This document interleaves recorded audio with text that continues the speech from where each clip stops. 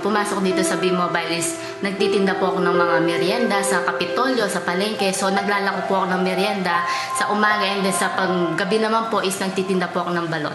Si Kuya Rodel po yung nag-invite sa akin na sabi niya, ba't hindi mo try ito kasi sayang yung ginagawa mo kasi potential ka, sabi niya sa akin. So imbis na maglako-lako ka ng ganyan, sabi niya sa akin, ba't hindi mo itry to, sabi niya sa akin, kasi sayang yung panahon. So gusto kitang tulungan, sabi niya sa akin. Sabi ko naman, o sige, pag-iisipan ko, sabi ko gano'n. So hindi kagad ako nag-join, siguro after 3 months. So nag-ipon po ako ng pera para makapag-join ako sa B-Mobile. First week ko po sa B-Mobile, actually wala po akong ginawa eh. At span of 3 months po, wala po akong ginawa, kung hindi po nasa bahay lang. So, si Kuya Rodel po sabi niya sa akin, Tol, punta ka ng office para attend ka ng presentation. So, ang ginagawa ko po, sabi ko, busy ako, tsaka na lang. Pero ang ginagawa ko lang po sa bahay is nanonood ng TV. So, that time po, sabi ni Kuya Rodel sa akin, pwede ka ba pamit ko sa'yo si Amiel? So, nag-meet po, sumama po ako, nag-dinner po kami. So, na-meet ko si Sir Amiel Calilong sa Bubusok. So, that time, sabi ko, nung na-meet ko si Amiel, sabi ko, bakit pinakita niya yung mga checking niya? So, pinakita yung checking niya. Then, sabi ko, medyo ano pa nga ako nun eh, medyo tawag doon, medyo mayabang pa nga ako kasi meron akong previous na company na sinalihan. Bakit siya? Kaya niya. Bakit ako hindi ko kaya? So, siya po, okay, mas bata po sa akin, ba't na kaya niya, ako pa kaya?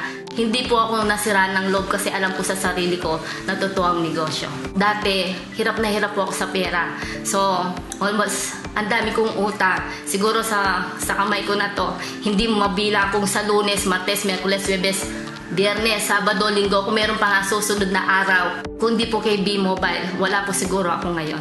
Actually kay Sir Amiel din. Kung hindi po kasi sa kanya, wala po akong malaking grupo din na tinulungan niya ako. So, nung buntis po ako, at least siya po yung nagpupunta sa mga bomb ko, yung mga invites na hindi ko naman din nagagawa.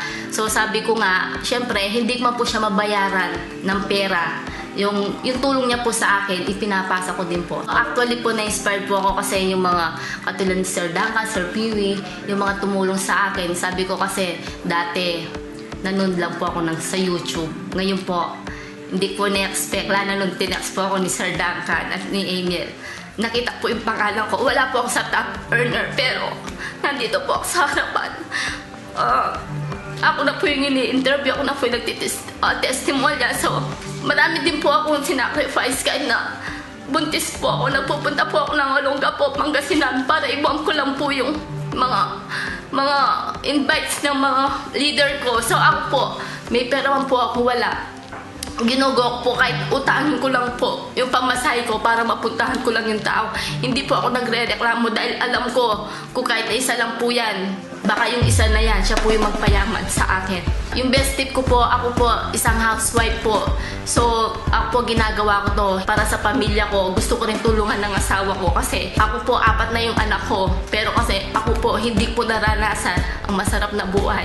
So, gusto ko po para sa kanila na ayoko nang mangyari sa buhay nila. Again, I'm Rochelle Madagisman Kunan. Dati po, naglalako ng merienda at balot. Ngayon po, Certified B-Mobile. Soon to be Millionaires Club.